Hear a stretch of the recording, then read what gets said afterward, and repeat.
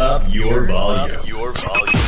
Because you're about to listen to The Sick Podcast.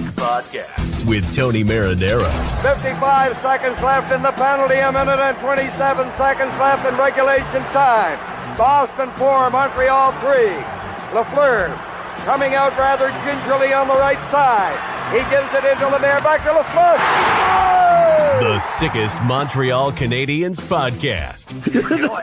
You're in the ball! Sports entertainment like no other. Rejoint, on lui fait perdre la rondelle, une passe devant.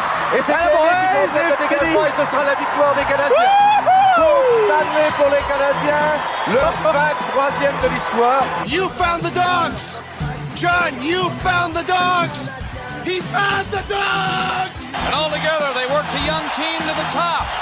And now, a 24th Stanley Cup banner will hang from the rafters of the famous Forum in Montreal. The Canadiens win the Stanley Cup. Brought to you by Energy Transportation Group. Driven to be different. La Vida TB. Embrace your true nature. And Playground, your premier gaming destination. It's gonna be sick.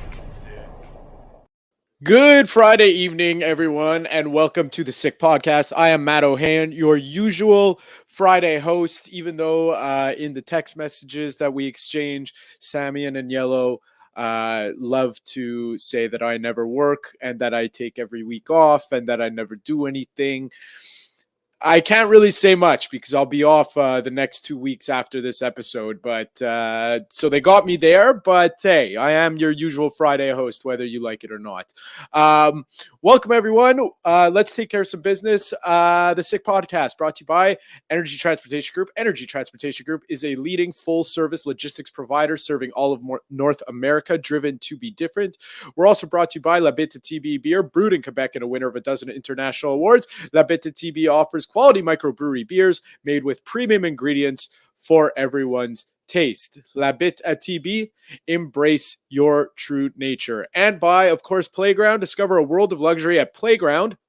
Explore their new 30,000 square foot expansion with thrilling games, gourmet dining, and live entertainment. Located just over the Mercier Bridge, only minutes away from downtown Montreal. Playground, experience the strip without the trip. And by sportsbuffshop.com. Shop all your sports licensed lifestyle apparel, including hoodies, caps, and tees of your favorite sports teams from all major leagues at sportsbuffshop.com. Use code SICK10 for 10% off all their items. Okay.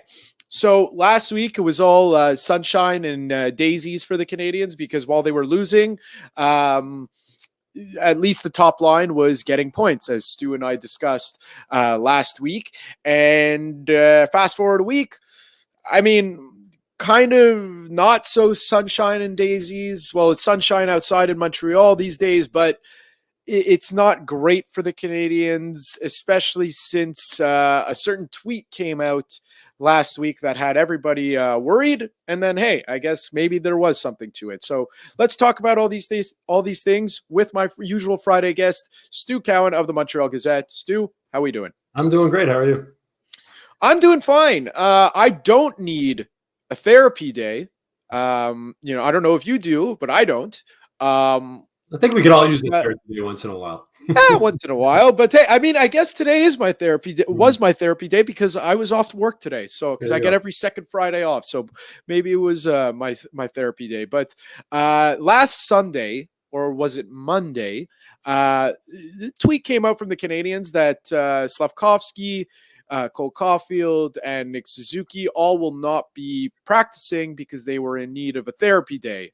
Now, it's only been 2 games since then, but they're all held pointless since then. So anything to that, or am I diving too deep in? I think just as we're getting close to the 60 game mark in the season, this is not surprising for guys that play as many minutes as they do. Suzuki took a lot of therapy days near the end of last season. He hasn't missed a game since he joined the NHL. He knows his body pretty well. If I remember right, he blocked a shot not too long ago and went off to the bench. Maybe he's a little bit of a bruise there. I'm speculating or that. So it's not that shocking when I see guys take therapy days. And I think it's a thing that this new medical team and training staff with the Canadiens is really focused on, is letting guys know when they should take a day off. I spoke with Mike Matheson about it a couple of weeks ago after he took a therapy day, and he said it's sort of, he knows his body well, and he sort of discussed with the trainers and the coaches, and they're like, okay, take a day off today from practice. You don't need it. So a little bit of concern. There's obviously something there, but at this point in the season, when you played this many games, and especially for a guy like Suzuki, with the amount of minutes he plays and tough minutes he plays, and the fact he's never missed a game, he knows his body pretty well. So I mean, it's not a big deal to me at this point in the season. All right, that's good to know because I mean, hey, for the tank crowd, more good news. The Canadians. If it was, I mean, they're out of the playoffs, right? If it was something serious, Right. they wouldn't play them. If it was something that they Right. thought would make the injury worse, they would take them out of the lineup. So if they're not missing the games, I don't think it's a big reason to be concerned. I think it's just part of, you look at the NBA with their load management where guys don't play games as a therapy day. We don't see that in the NHL yet. I hope we don't. People who pay a lot of money to go watch a game and want to see the Stars play, and you get there and they say, as in the NBA, the Stars not. Today's a therapy day. He's not playing. You don't get a refund on your ticket. I don't think we ever will see that, just because there's such a, in the NBA, like such a discrepancy in talent. Like how many, like I don't think any team in the NHL can waltz. Let's just take the Habs, for example, can waltz into the Bell Center, bottom, whatever team they are, and expect to win just on any given. You know what I mean? Like the NHL doesn't really work like that. Where in the NBA, if you're going to play the Detroit Pistons, who I think have 5 wins all year, you could kind of expect to win without a big gun in the line. Yeah, and in defense of the NBA guys too, I mean, the star players play basically the entire game, right? They might sit out for 2 or 3 minutes a game. You go see LeBron James play, especially in his younger years. You go see the star guys are on the court almost the whole game, which is one of the appeals of the NBA. If you go see the Edmonton Oilers and want to see Connor McDavid, you're going to see him play maybe 20 minutes of the 60 minutes. But again, for paying fans, if I went to an NBA game and I paid a lot of money and I wanted to see LeBron or I want to see the star player and I found that he wasn't playing because it was a load management day, I wouldn't be happy. Yeah, you know what? It's funny because there's a lot of talk in the NBA and what can be. The NHL is not the only imperfect league, because the NBA, they had an all-star weekend of their own, and much like the NHL's, it was it might have been worse. My son's a huge basketball fan, and I watched it. It was unwatchable. It really was. The NHL. I actually did not watch the NHL All-Star game this year for the first time in a long time. I didn't even bother.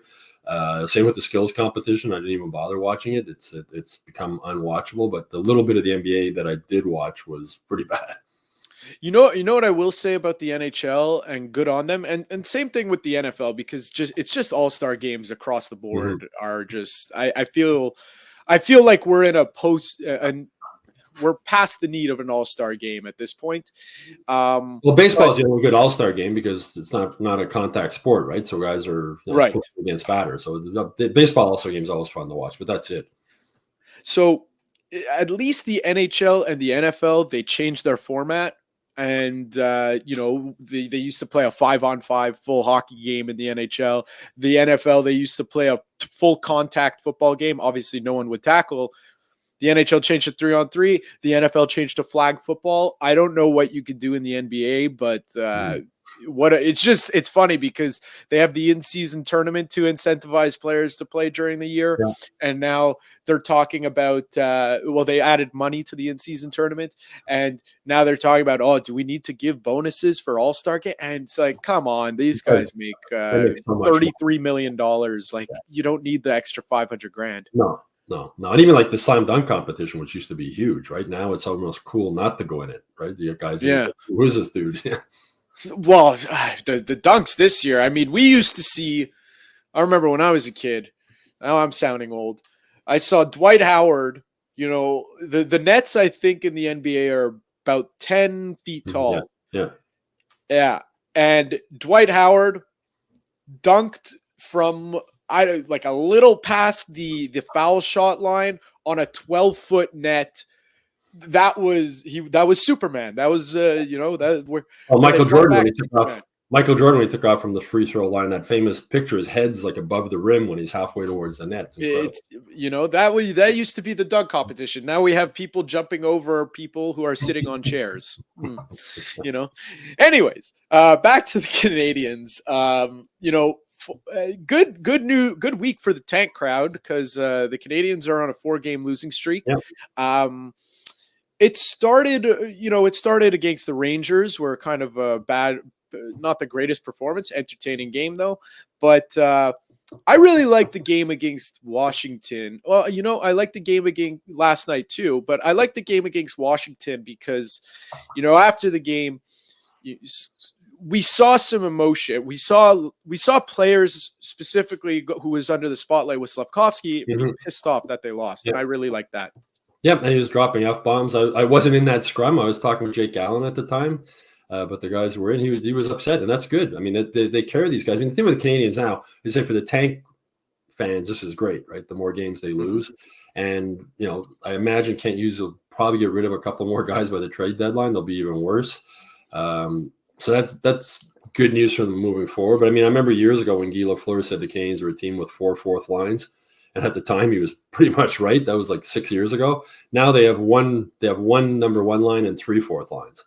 And, with Doc having been out, and I wrote a column this week, Doc and Newhook, that really threw a wrench into their plans for rebuilding the season, just to limit the amount of line combinations Marty St. Louis could tinker with, and figuring out whether Newhook is better at center and the wing. It looks like he's going to be better at the wing, who Doc plays. But that really threw a wrench into them. With Joshua Roy being called up and looking pretty good, you wonder if he could be a top 6 forward moving forward. When he played with Connor Bedard at the World Juniors, Connor Bedard said he was one of the smartest players he ever played with. His hockey IQ is really good. So it's going to be a long, the rest of the season is going to be tough. They got 3 fourth lines. They're getting goals from the defense, and they're getting offense from the first line. But if the first line doesn't produce like they haven't the last couple of games, they're not going to win. Yeah, it's a good, but again, like we said, it's good for the tank crowd. They're all happy because rumors are swirling. People are arguing in the middle of February who the Canadians should take in the draft. It's unbelievable. I love it. It's good for a kid like Joshua Roy, who's getting to play now, get some decent minutes, and he got 2 assists the other night, and without the pressure of having to win or the fear of making mistakes. So they'll get a good look at Joshua Roy the rest of this season. It'll be interesting to see. I imagine they'll send them back to Laval before, I believe it's March 5th is the deadline, because I think a playoff run with Laval would be better for his development than staying with the Canadians. But it's an opportunity to see some of these young guys, and also the competition for spots on the blue line with the young defensemen. I know when Sportsnet came out with their list of top 30 trade prospects for the draft, and Jordan Harris was one of the guys on there. And like there's no doubt that he's been bumped down with the play of Jaden Struble, although it looked like Struble was hurt last night and might be serious. Jordan Harris has been dropped down on the depth chart with the Canadians defense. So it's going to be interesting to see leading up to the trade deadline what Kent Hughes does. I wouldn't be surprised if he does nothing. I wouldn't be totally shocked.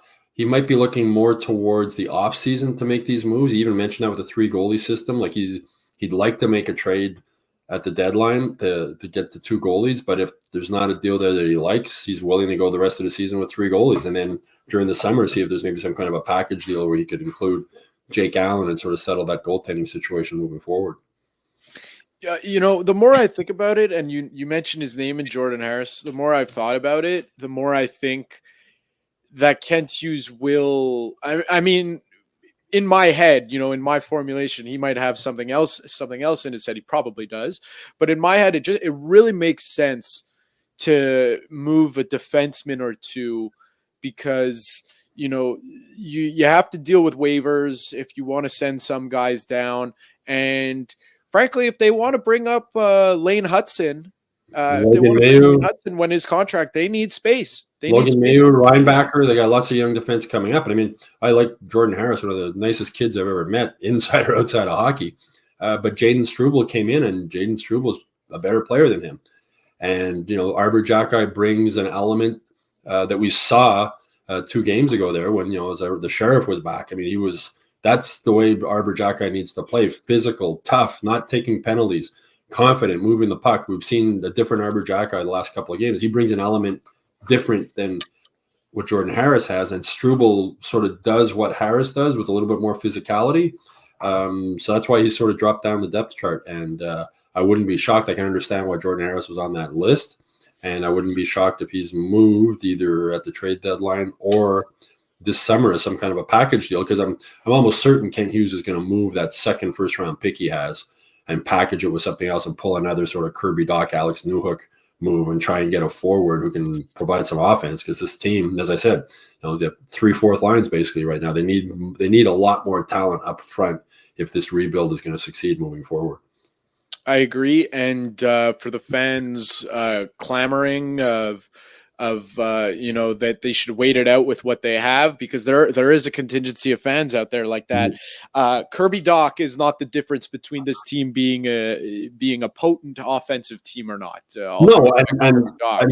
that you're getting inserting him in the lineup doesn't make it It's not a major difference maker. Well, even if he's there, it's not a major difference if you're getting almost no offense out of Brendan Gallagher. You're getting almost no offense out of Josh Anderson. You're getting very little offense out of Yoel Army. You're getting almost no offense out of Jake Evans. I mean, you go down the list. Ullin, I don't think, has scored a goal in like 35 games or something like that now.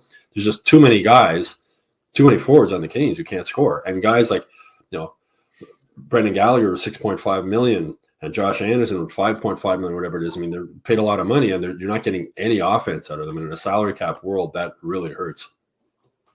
And I think that's just going to continue. And frankly, I think it should be pointed out that I think I'm ready to say that they should have.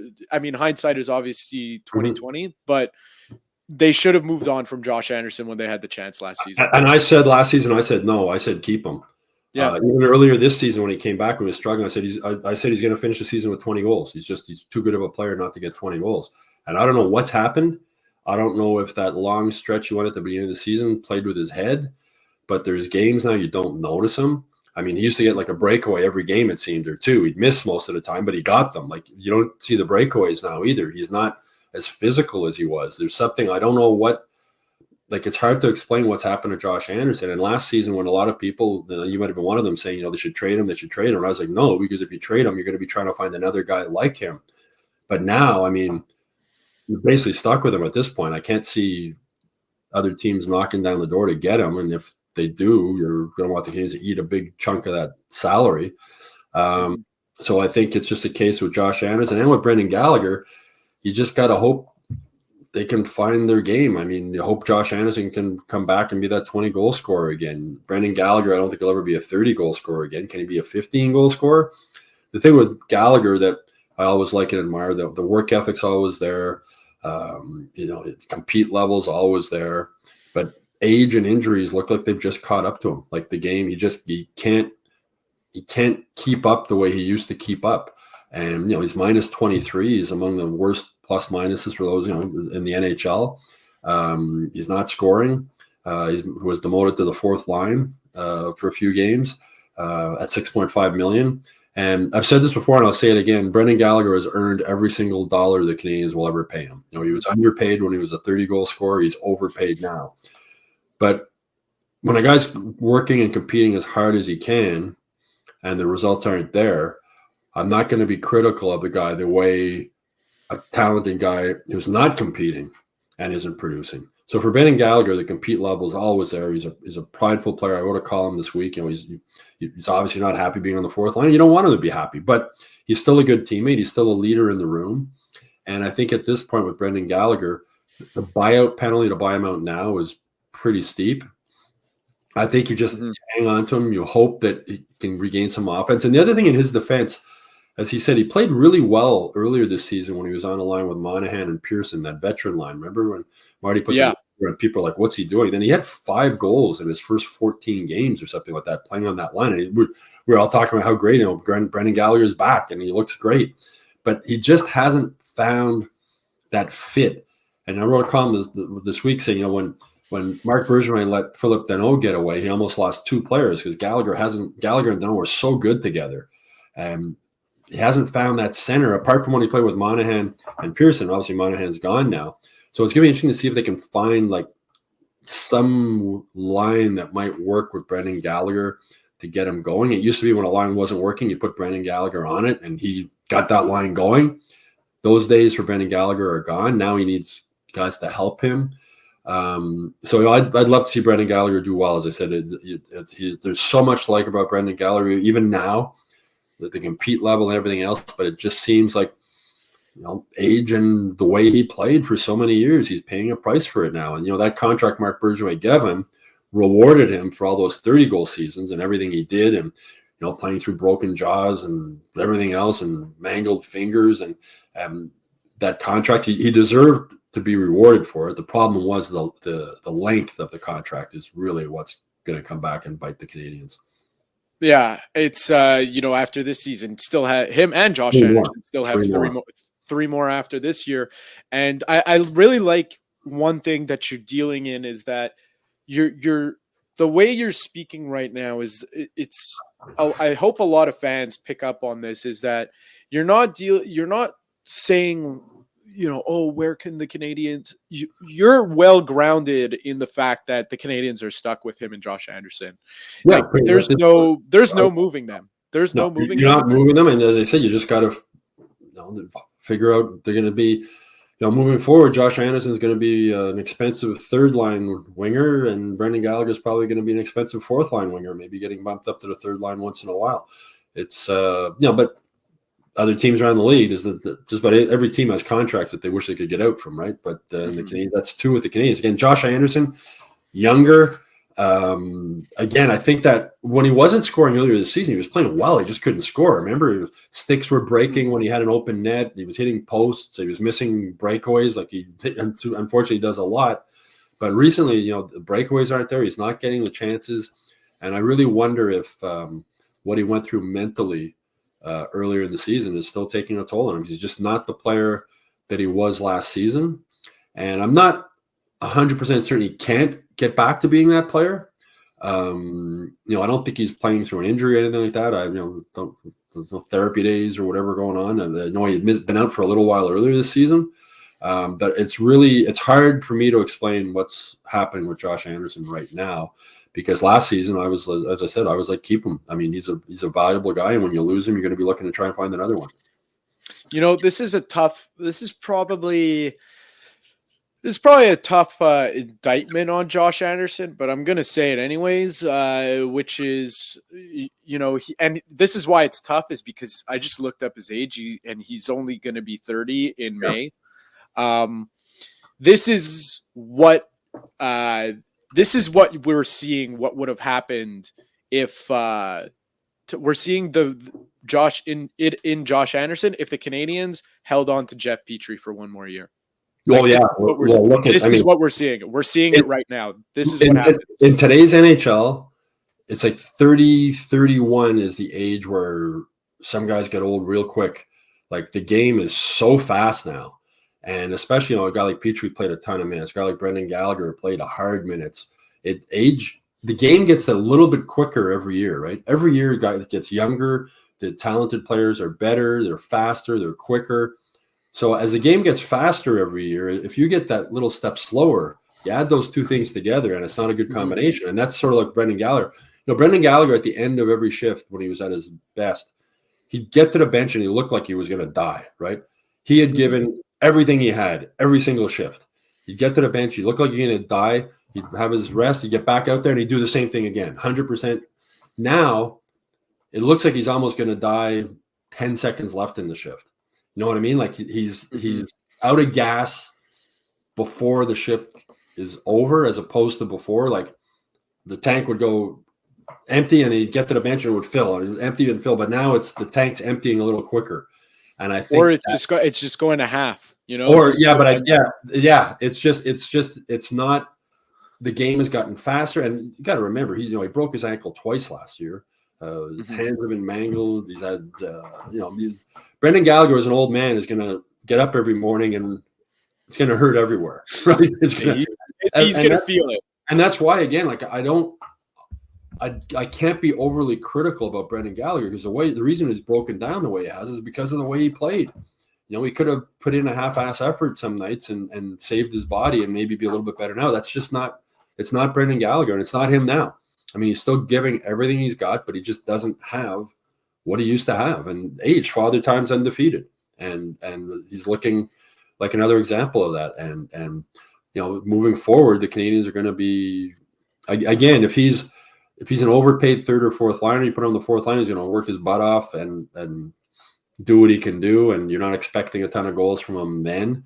But again, the length of that contract that Marc Bergevin gave him, it's a warning for other GMs. Like that age, over 30 years old, man, you got to be careful if you're paying a lot of money to those guys. And somebody I know who's involved in the NHL front offices, we were talking about analytics one day, and he's telling me one of the analytics that his team did wasn't some of these fancy stats. It was production of guys over 30.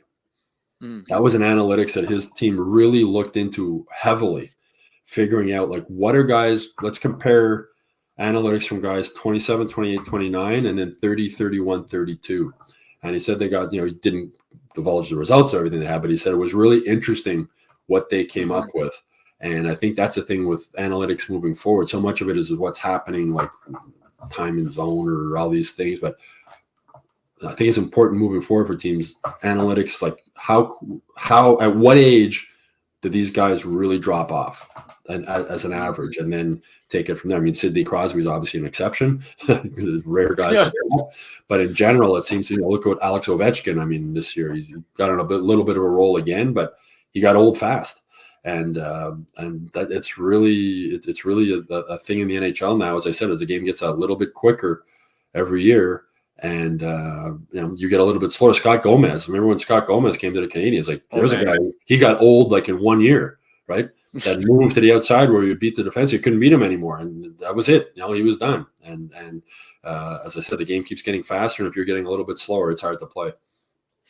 Yeah, there's a few guys that they could beat out Father Time for only so long, and one guy who probably doesn't get enough recognition around NHL circles for probably the biggest reason is that he's always played in small market, but also that he's American, not Canadian. It's Joe Pavelski. I just had to look him up.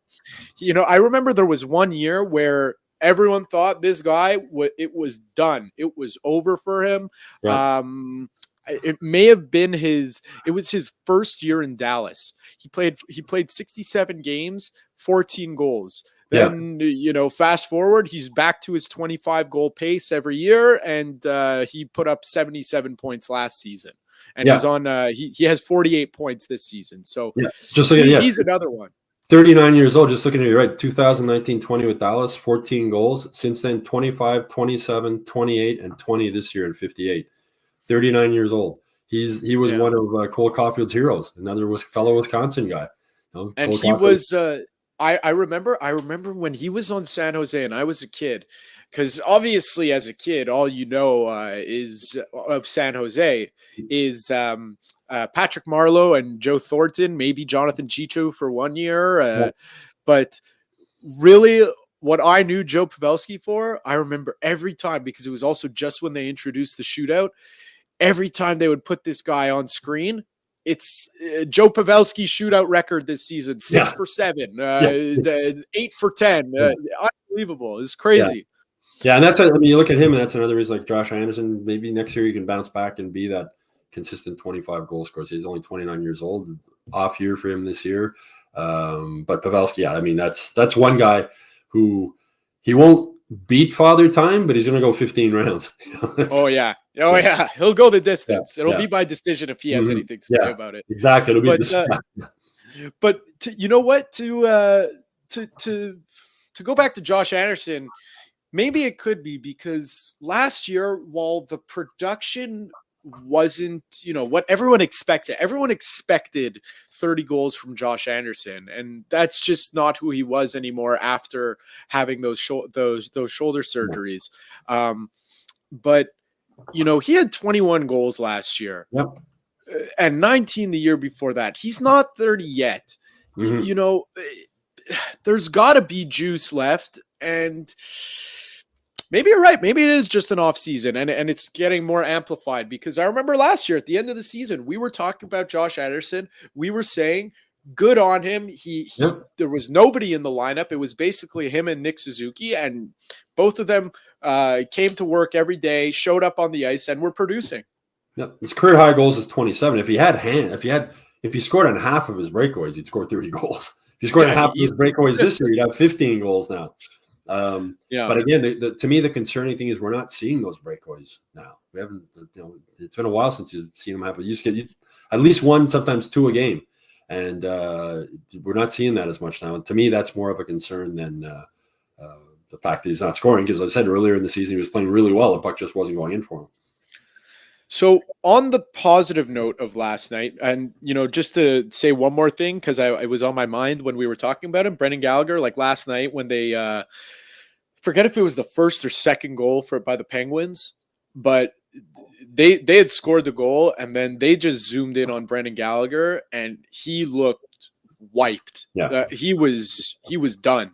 Yeah. It looked like for the night, and it was only the first or second period. So. As I said, I mean, now you're seeing him. Used to see him die on the bench after every shift. Now we're seeing him die a little bit before he gets to the bench. And as I said, I don't know if the gas tank fills up as quickly as it used to either to come back for that next shift. And it's hard to watch sometimes. It's. I was talking with Rick Green on our HIO show a little while ago.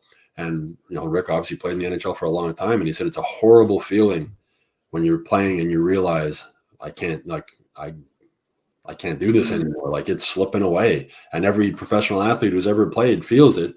Who's had a long career, you feel it. You get to that point where I'm sure Alex Ovechkin this year was like, what's going on, man? And like, I've always scored. Now you're not scoring.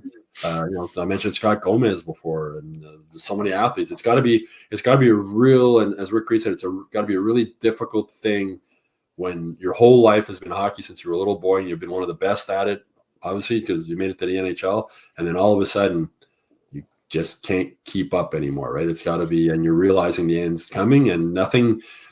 Marty St. Louis had a great line when he was talking about Yoel Armia earlier this season. He said, Yoel Armia needs to realize that life in the NHL is short and life after the NHL is hard or long. And it's a great quote because it is. These guys live a fantastic life and it's a fun career, but it's over when you're like 35 or 33, if you're lucky.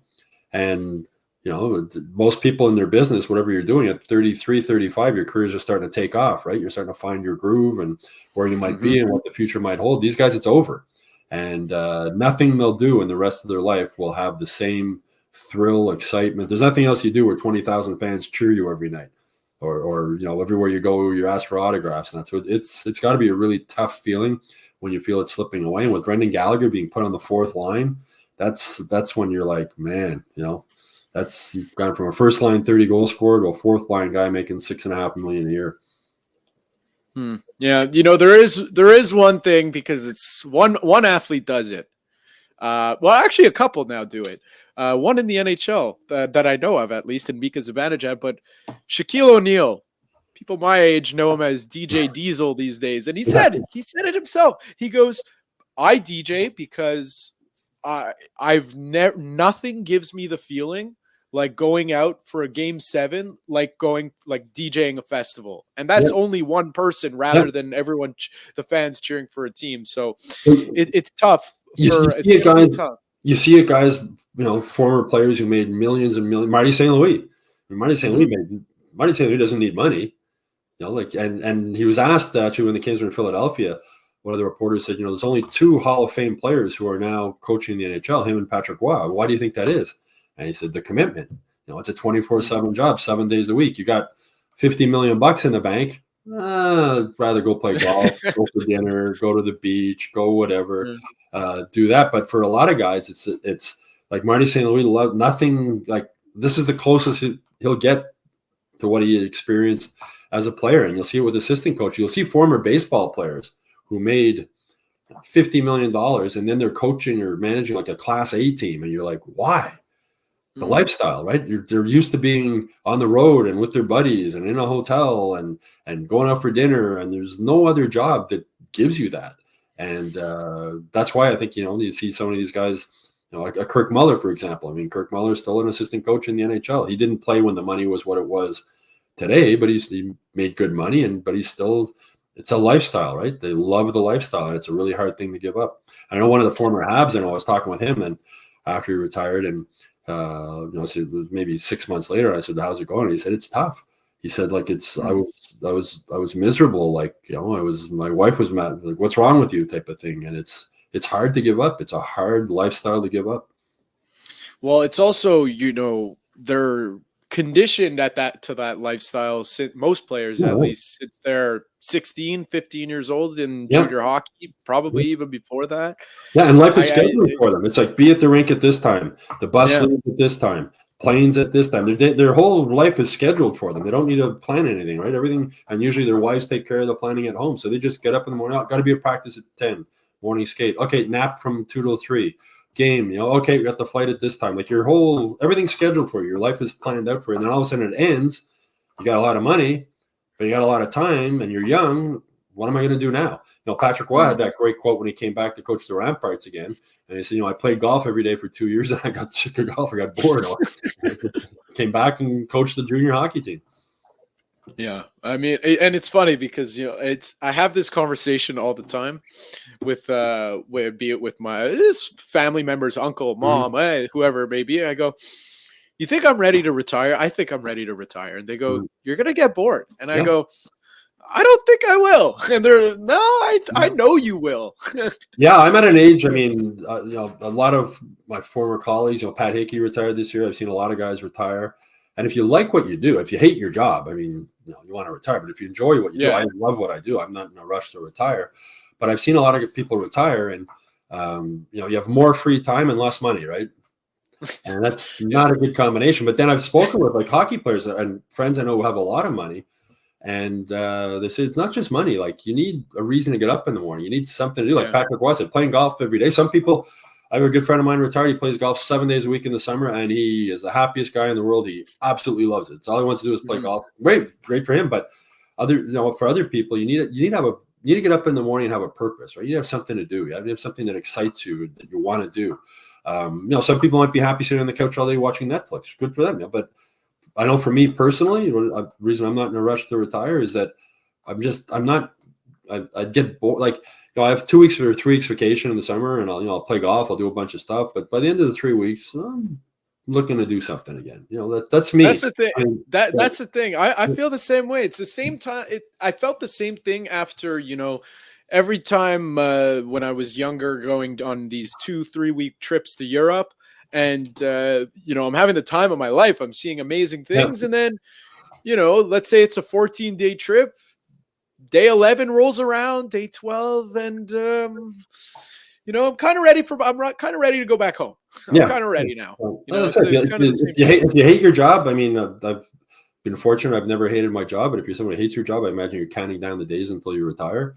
I know a former colleague of mine who he wasn't in the sports department, another department, but he had a countdown until he retired. Like, it's 6 months, 3 days, and 12 hours. Oh, God. And then I saw him about a year after he retired. It was in the winter. It was like February. And I said, "How's it going?" And he says, "I'm going crazy. Like, the summers are great. You're outside." And then February comes around, and I'm like, "Oh, my God. Like, this is, this is driving. I'm going nuts here." The good thing I'll say for a player like Brendan Gallagher, who retirement is coming up quick, or relatively quick. If he wants to stay in Montreal, boy, he can do anything here. Start any charity organization, do basically anything he wants, hockey related. You want to start a hockey shop, a hockey clinic, he would do great. He would do amazing. I think he'll probably join Carey Price and Shea Weber and go back out to BC, though. I know he's got a nice house on the Gulf. Well, you know what? I don't blame him. I wouldn't blame him. He's still a big star. He was remembered from his junior days out in Vancouver, and Brendan Gallagher loves Montreal. He loves everything about being the Canadians. He's been very open about it, but home to him is still BC. When the season's over, he goes back to BC. So I would imagine when he retires, that's where he will end up. And listen, after flying there a couple weeks ago, and there's less snow on the ground there than there is here now, I couldn't really blame him for going back to BC. BC Vancouver is so beautiful. If you can afford to live there. Oh, yeah. If you can afford to live there, because it's not cheap, but if you can afford to live there, it's a gorgeous place. And Brendan Gallagher can afford to live there. Yeah, I think he could afford one bedroom, one bed, one bath. Now, actually, if you do a search on YouTube, people watching the show, go on YouTube and do a search for Brendan Gallagher in Summer House or something. The Canadians did a video of him a few years ago at his summer home. And it's right on the golf course. He has his own personalized golf cart, electric cart in his garage that he just drives to the course. He's got a nice but when they did the video, it's like the ultimate bachelor pad, right? Now he's engaged. He met a nice French girl from Saint-Julie, and they're engaged. So I imagine it's not the bachelor pad setup anymore. I imagine there's not like a pool table in the middle of the living room and that kind of stuff. But if you do the Google search, the video is kind of cool. I'm sure there's one room in the house dedicated to, all the jerseys and hanging up memorabilia, but that's it. That's where the pool table's in the middle of. Once his fiance, future wife moves, the whole house won't be a bachelor pad. I'm sure he'll still have his area though. Yeah, exactly. But let's talk about some positives last night, because the Canadians, by all accounts, at least by my eye test, it seemed like they outplayed the Pittsburgh Penguins. If not, it was a pretty evenly matched game that the Canadians just couldn't beat Tristan Jarry for the life of them. But one guy who something jumped out to me was his ice time. It was Arber Xhekaj. He had 21 minutes, 23 seconds, which was a season high for him. Mm-hmm. So, he's noticeably been playing better on the ice after struggling a little bit. And now, it's the story of the Canadian season. The fruits of the labor of his hard work in Laval and now back with the team have finally paid off. Yeah, and he had 18 minutes a game before, which I thought was his best game with the Canadians. Another solid effort last night. He's when they sent him down to Laval, a lot of people were upset. They're playing mind games with him, and it did have an impact on him. And after the game then at the Bell Center, when I asked a question to Marty St. Louis, and I mentioned at the end, it was just sort of like the sheriff coming back, and he didn't like the nickname sheriff. He said, "No, we don't call him sheriff," although I know Cole Caulfield does and some of the other guys do.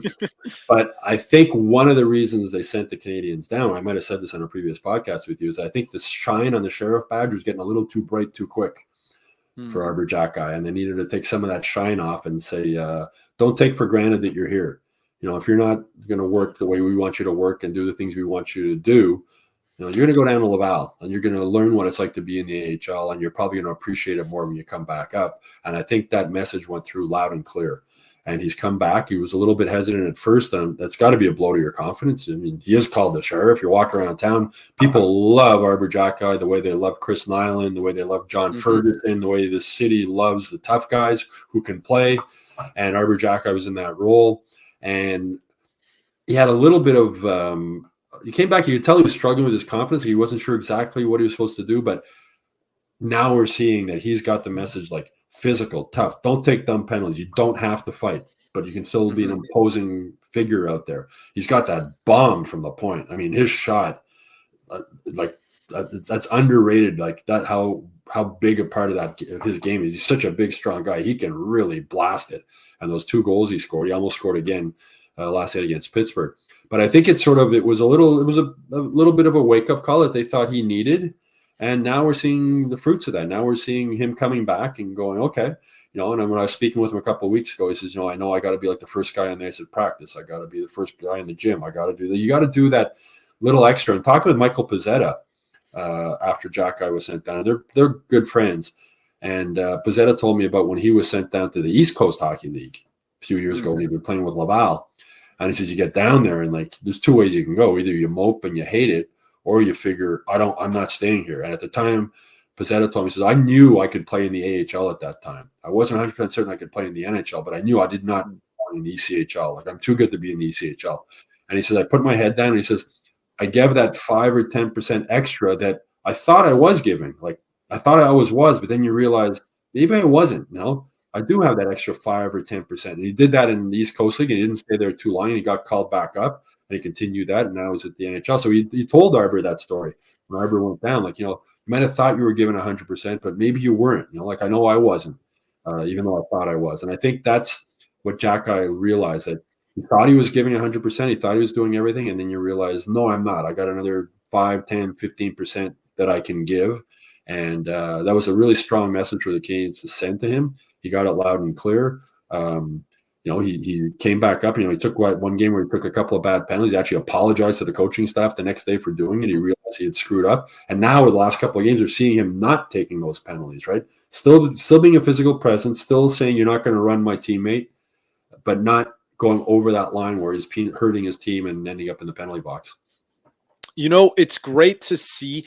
What I'm thinking of is we always talked so much how the Canadians for the longest time couldn't develop talent for the life of them, and which is true.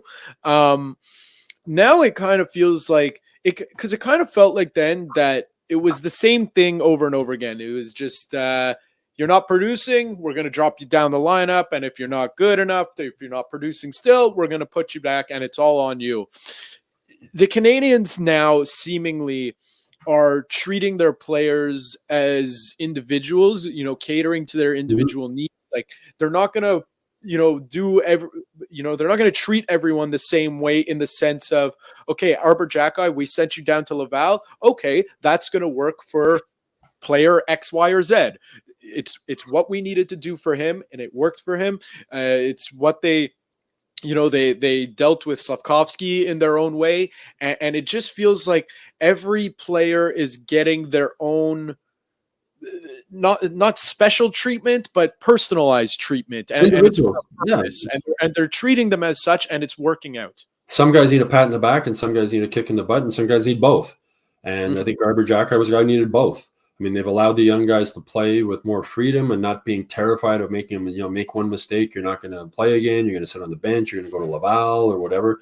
They've taken that away and let guys play their games. But if they don't like what you're doing, either on the ice or off the ice, or how you're preparing, how you're getting yourself ready, they send a message, and they sent that message to Arbor Jacki when they sent them down. But it's, Kent Hughes and Jeff Gorton, and their communication skills for all of them are elite. Mark Bergevin's communication skills were not very good. If you want loyalty, get a dog, and first come, first serve. Remember with the contracts with Markov and Radulov, and then he lost both of them. But they communicate well, and it was communicated well with Jacki before he went down. They made it very clear, like, this is what we want you to do. And he came back. And from a coach or your boss and whatever job you have, if they're honest with you, that's the most you can ask for. Just be honest with me. Don't BS me, and don't say one thing to me and say something else behind my back, or just be open and honest. And these guys have been that. And sometimes it takes a little bit of tough love, and it took a little bit of tough love with Arbor Jacki. It couldn't have been an easy decision for Marty St. Louis to drop Brendan Gallagher down to the fourth line. And you'll hear people being critical of Marty St. Louis because he's more vocal in his news conferences if an Arbor Jacki screws up than if a Brendan Gallagher screws up. Brendan Gallagher has put a lot of heart and soul into the Canadians, or he deserves to be treated a little different than a young guy with the team, right? He's gone through wars. He's blood, sweat, and tears for this franchise. He knows when he's not playing well. He knows when he's not doing good. He doesn't need the coach standing in front of the media running him down type of thing. The one-on-one conversation with Gallagher, I'm sure Marty's very open and honest. I'm sure, like I said, taking a veteran player like Gallagher who earned $6.5 million and telling him you're playing on the fourth line, that's not easy. It's not easy, I'm sure, for the coach to do it. It's part of his job, tough love. Not easy for the player. You hope he responds and fires back, and Marty moved him back up to the third line the last couple of games. But, coaching or being a boss at any level, it's got to make tough, difficult decisions that people aren't going to like. But if you're straightforward and honest with them, I think it makes it better. And the people around the person, even though they're not affected by it, like if you're Nick Suzuki, or you're a Cole Caulfield, or you're Juraj Slavkovsky, and you see the way the coaching staff handles Brendan Gallagher and the way they handled Jacki, and that you go, okay, well, there wasn't, it was done in a classy type of manner, in a respectful manner. And that's been one of the biggest changes with the Canadians with this new management team, is the communication skills and the way they treat people, the way they treat players. And that spreads around the league. Other players and other teams learn and hear about that you play in Montreal, you get treated well. And again, you go back to, you want loyalty, get a dog, first come, first serve. The contract battle with Philip Deneau, and PK Subban, and I've said this many times before, I think Mark Bergevin's biggest downfall as a GM is he let everything get personal. And this management team doesn't make things personal. They do their job, and they're open and honest, and they communicate very well with the players. Yeah, and the players, it's not one of those things where they're God and you can't question. I'm sure things are a discussion. I'm sure. Kirby Doc was talking about sitting in on the pre-scout meetings, and like he was giving input. It wasn't like he was just sitting there listening. Like they were asking, "What do you think? What do you think? What do you think?" And all the players have said that. David Savard told me that it was last season when I was talking with him. Like you can go to him if Marty's doing something you don't think is right, or you think they could maybe tweak. You can go to him and tell him, maybe you should do this instead, or maybe you should do that instead. There's not a fear of going. Like at the end of the day, Marty's job is to make the decision what he's going to do. But smart people and running any business take input from the people around them. Right at the end of the day, they got to make their own decision. But I found that really interesting with Doc when he was saying in those meetings, like he wasn't just sitting there listening. He was asked for his opinion on things. At least for right now, it seems like they've struck a good balance of, where they're seeking input from the players, but they still hold the power, and the players are aware of it. It's not the players running the team. That's exactly. It's not a prisoners running the prison situation that everyone was calling it. What was going on in Toronto last year?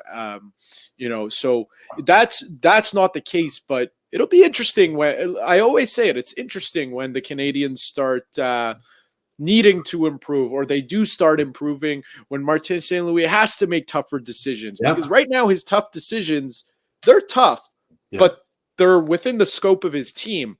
Soon he's going to have to make tough decisions that will alter, where they will be in the standings and stuff like that. Ken Hughes spoke about this at the beginning of last season, I think it was. And he said, this is year 2 of the rebuild. The pressure is a little bit more than it was last season, not a ton. It'll be a little bit more next season. I think the year after that is a season where now you got to make the playoffs, right? This is year 4. Now it's time to get into the playoffs. And as Kent Hughes said, the pressure is going to build every year. And some people handle pressure better than others, right? So as the pressure builds up, some guys are going to crack under it. Some guys will flourish under it. Some guys will crack under it. But they're aware. Like Kent Hughes last season was saying, pressure is going to build every year. And as he said, on me and on the coaching staff, on everybody. Like Marty St. Louis almost gets a free pass now, right? Pretty close. I mean, he's here to rebuild. His mandate is very simple. It's all about rebuilding. It's all about the future. It's all about whatever. But at some point, it's going to be, we got to get in the playoffs. And if they're not, Marty St. Louis won't be behind the bench. All coaches get, I mean, it was really interesting. Like he's like the 9th most longest tenured coach in the NHL right now. And he's been here 2 years. I mean, that's insane when you think about unbelievable. 9th or 10th in the NHL, and he's been here 2 years. So the pressure is going to get turned up on everybody. It'll get turned up on Kent Hughes, and it'll get turned up on Jeff Gorton. If year 6, and you're still not in the play. I mean, look at Buffalo. It's 11 years now since they've been in the playoffs, something like that. At some point, the heat's going to be – right now there's not a lot of heat on Marty St. Louis, but the players, the heat will get turned up on them, and then next the heat's going to get turned up on Marty St. Louis, right? And there would be a coaching change before there's a GM change, you would think. They're moving down the road, and then the heat will get turned up on Kent Hughes, and then the heat will get turned – that's just the way – pro sports works, right? But for now, the Canadians are in it. Jeff Molson was willing to take a deep breath and do full rebuild and realize this team's not going to make the playoffs for a few years. But he believed this is what had to be done. I think it did have to be done. And it's a long process. You can't do it overnight. Again, this is only year 2 of the second full year of a rebuild. And they've also been hampered by so many injuries, which, we mentioned earlier with Doc and Newhook threw a wrench into this year's plans a bit. But next year, I don't see them making the playoffs next year, depending what happens in the offseason and the draft and whatnot. But I think the year after, year 4 is the year like you got to be in the playoff hunt at least right up until the end. Yeah. And, just to go back, what I like that they're doing, it's a little bit of a different situation. Usually I bring football references to the table. Today, soccer. So, I look at Manchester United because they were, everyone knows, they were the top, they were the cream of the crop when it came to professional sports organizations, winning 20 Premier Leagues under the same coach forever. It's crazy. And then he left, And what happened was they'd always do these half-ass rebuilds. Not really a rebuild is the right term, but retool, as Mark Bergeron used to call it. Yeah. They would bring in a manager and they would give him, a couple transfer windows to make it right. And if it wasn't right, you're out the door. They bring the next guy in, and that new manager has to deal with the contracts that the players that the old manager brought in. And it was just this vicious cycle. Finally, they put an end to that. Obviously it stopped with they sold 25% of the team, but that doesn't matter. So the point is that they have a coach now, and they're giving him time, because these things, you can't just bring in a new culture and a new system and expect it to work in a year. No. It's impossible. You need to give these things time. And that's what I like about what Kent Hughes and Jeff Gorton are doing, that they're giving Martin St. Louis the time, and they're giving themselves time and saying, let's see if he's the right guy. We have to see if he's the guy for this project. And if he is, great. And if he's not, we're gonna give him ample amount of time to make that fair decision. And look at the Rangers now, New York Rangers. Jeff Gorton started that rebuild, right? Then the owner wanted to rush it a little bit, got a little upset, and got rid of Gorton. But now we're seeing what Gorton started, right, flourishing.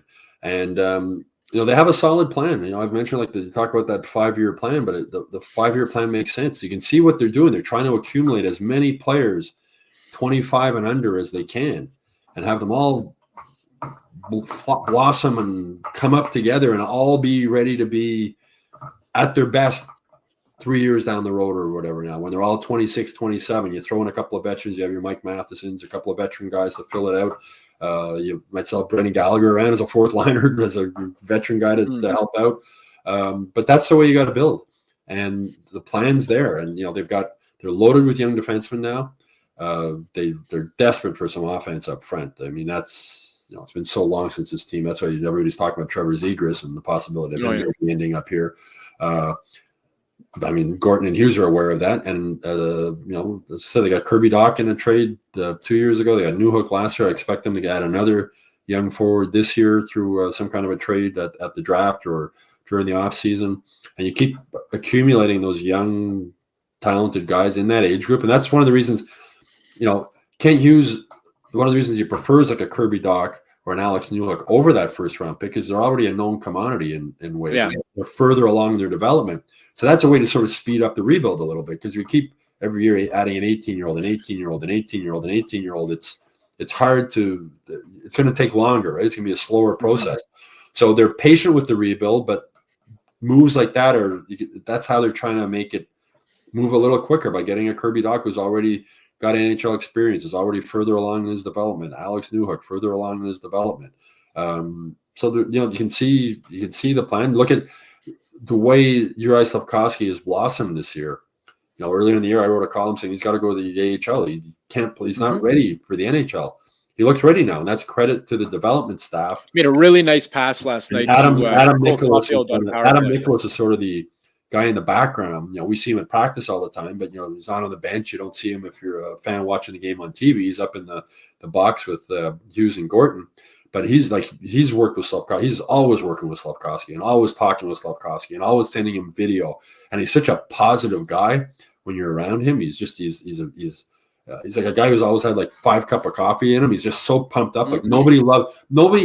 I don't know many people who love their job more than Adam Nicholas. He's just a hockey junkie, and he loves what he does, and he loves working with these young guys, and he's a fun guy to be around.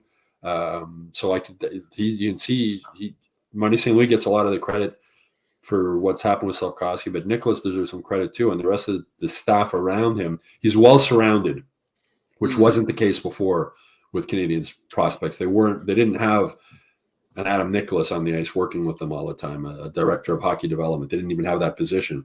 So that's another part that this new management team has really improved as part of their overall plan in this rebuilding process. Well, it's funny because Tony used to always say, you're the Montreal Canadiens. There's no salary cap on coaching staff. There's no salary cap on any staff. It's just on the players on the ice. Development cap last summer, there was 15 coaches on the ice. It was like there was they had Marie-Philippe Poulain was on the ice, right? She's one of the consultants. Vinny Lecavalier was on the ice. They had all these people around. It's just people to talk to or pick out a little thing here, a little thing there. You're right. There's no salary cap on coaching staff.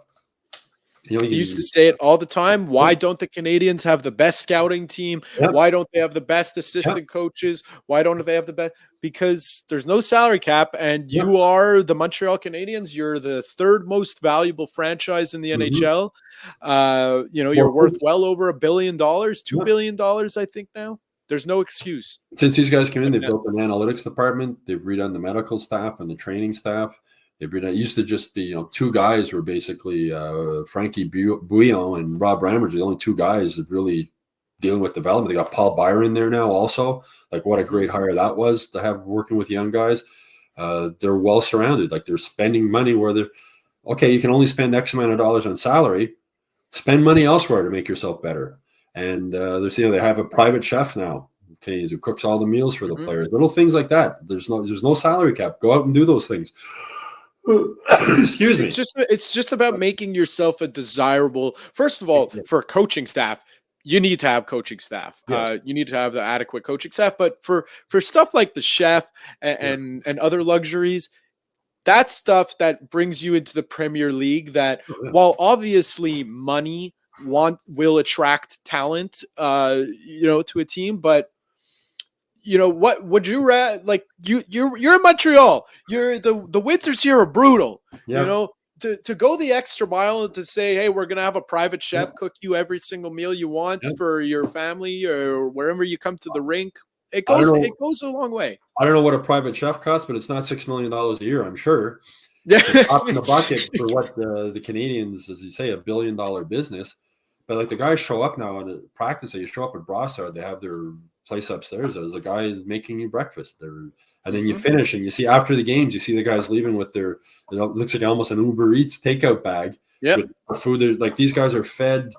There's a big investment in these guys. What they put in their body it's part of the investment you're making in these players. And you see them, they get fed before practice or leaving practice. They have food with them after the games. They walk out. They got a post game meal if they want to bring home with them. Healthy, obviously, good food. And again, just it's part of this full rebuilding process.